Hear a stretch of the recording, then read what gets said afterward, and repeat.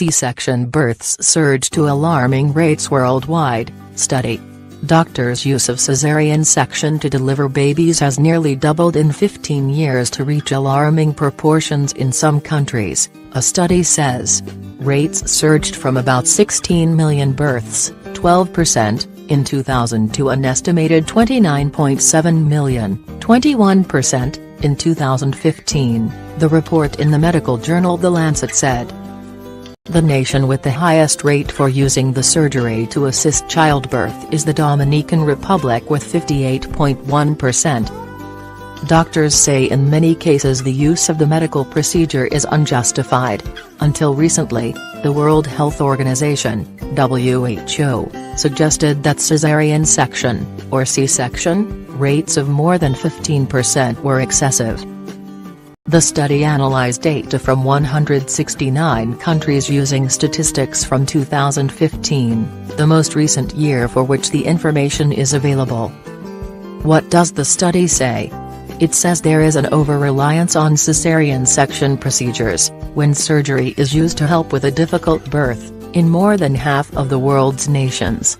Researchers reported a rate of more than 50% in the Dominican Republic, Brazil, Egypt and Turkey, though Brazil implemented a policy in 2015 to reduce the number of caesarean sections performed by doctors.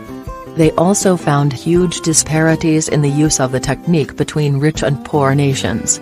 In some circumstances, particularly in sub-Saharan Africa, the surgery is unavailable when it is genuinely required. Use in 2015 was up to 10 times more frequent in the Latin America and Caribbean region, at 44% of births, than in the West and Central Africa region, where it was used in just 4% of cases. The study urges healthcare professionals, women and their families to only choose a caesarean when it is needed for medical reasons, and for more education and training to be offered to dispel some of the concerns surrounding childbirth. What are the risks? A caesarean section can be a life-saving procedure for both mother and infant if, for example, a baby is in an awkward position in the womb or if labor is not progressing as it should be. Jane Sandall, Professor of Social Science and Women's Health at King's College London and an author of one of the studies, told the BBC that the risk for mothers and babies can be both short and long-term. In particular, C-sections have a more complicated recovery for the mother, and lead to scarring of the womb, which is associated with bleeding, abnormal development of the placenta, ectopic pregnancy, stillbirth and preterm birth and subsequent pregnancies. Professor Sandall says it is important to note that these are small but serious risks, but each of these risks increases with each time a woman undergoes the surgery. There is emerging evidence that babies born via C-section have different hormonal, physical, bacterial and medical exposures during birth, which can subtly alter their health. While the long-term risks of this are not well researched, the short-term effects include changes in immune development which can increase the risk of allergies and asthma and alter the bacteria in the gut. There is the risk that comes with any type of surgery, Professor Sandall said, adding that multiple caesarean procedures lead to a higher risk of mortality when compared with a natural birth. Earlier this week, the WHO published guidance highlighting the need to reduce unnecessary procedures that cannot be medically justified. It is crucial that women who need caesarean sections are able to access this potentially life-saving procedure, the WHO advises, adding that it is equally important that unnecessary procedures be avoided so women and their babies are not put at risk. Why is surgery carried out unnecessarily?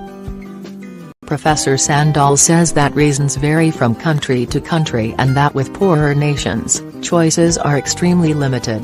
Globally, drivers for the increasing rates vary between countries and include a lack of midwives to prevent and detect problems, loss of medical skills to confidently and competently attend a, potentially difficult, vaginal delivery, as well as medico-legal issues. She adds that financial incentives exist for both doctor and hospital with the certainty of planned daytime deliveries, especially in private practices.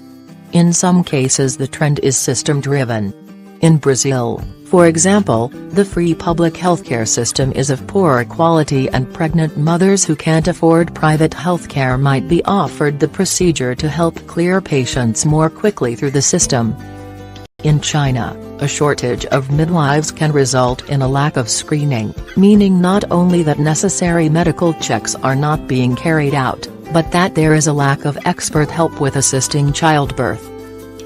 Variation exists within countries between the urban wealthy giving birth in private facilities where there are high rates of caesarean section and the rural poor without access to the procedure, Professor Sandal says. What can be done to improve things? The issue for women is how do you plan? Professor Sandal says.